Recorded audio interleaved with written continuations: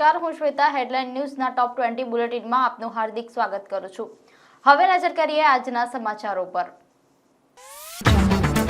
દાંડિયા બજારમાં જંબુ બેટના રામવે પ્લાઝામાં વીજ પુરવઠો ચાલુ કરવા વેપારીઓએ બાયો ચડાવી 5 દિવસ પહેલા મીટરોમાં આગ લાગી હતી।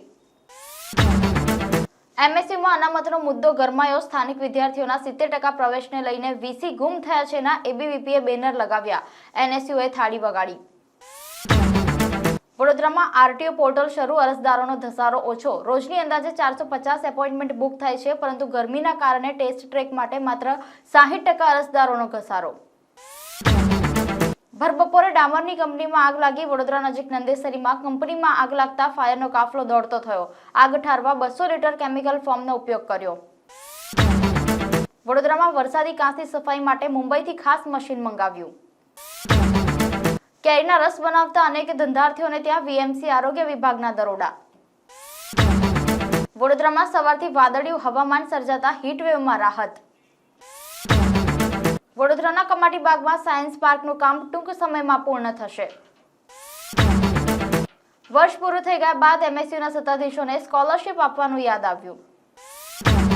પર ભડભડ સળગી ઉઠ્યું। પાદરા કરજણ રોડ પર હાઈ ટેન્શન લાઇન નીચેથી પસાર થતા આગ લાગી। ડમ્પર ચાલકનો આપઘાત બચાવ। હવે જોઈએ દેશ વિદેશના મહત્વના સમાચારો। લોકસભા ચૂંટણી 2024 પશ્ચિમ બંગાળમાં ભાજપના નેતા મિથુન ચક્રવર્તીના રોડ શો પર થયો પથ્થરમારો। રાજસ્થાન હરિયાણામાં તાપમાન 47 ડિગ્રીને પાર। દિલ્હી યુપી સહિત 5 રાજ્યોમાં હીટવેવનું એલર્ટ। કેરળ અને કર્ણાટકમાં ભારે વરસાદની શક્યતા। ચારધામ યાત્રામાં હજારો શ્રદ્ધાળુઓ દર્શન વગર ઘરે પરત ફર્યા। હરિદ્વારમાં 60,000થી વધુ શ્રદ્ધાળુઓને રોકવામાં આવ્યા।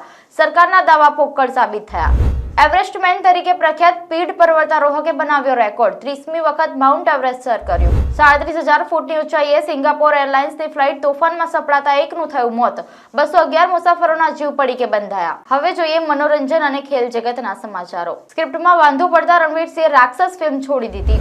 આલિયાએ શેર કરી ક્રિપ્ટિક પોસ્ટ, કહ્યું કોઈ તર્ક નથી, વોટ આપવા ન આવી હતી એક્ટ્રેસ। સોશિયલ મીડિયા પર નાગરિકતાની ચર્ચાએ પકડ્યું જોર। બોર્ડર 2ની તૈયારીઓ શરૂ। ફિલ્મનું શૂટિંગ ઓક્ટોબરથી શરૂ થશે। સ્ટારકાસ્ટમાં સની દેઓલ અને આયુષ્માન ખુરાનાનો સમાવેશ। કોલકાતા ચોથી વાર આઈપીએલની ફાઇનલમાં પહોંચ્યું। હૈદરાબાદને 8 વિકેટે હરાવ્યું। ગૌતમ ગંભીર કે સ્ટીફન ફ્લેમિંગ, કોણ બનશે ભારતનો મુખ્ય કોચ? મહેન્દ્રસિંહ ધોની લેશે અંતિમ નિર્ણય। તો આ હતી દેશની 20 મોટી ખબરો। મને અને હેડલાઇનની ટીમને રજા આપશો। ફરી મળીશું નવા સમાચારો અને નવા વિષયો સાથે। નમસ્કાર।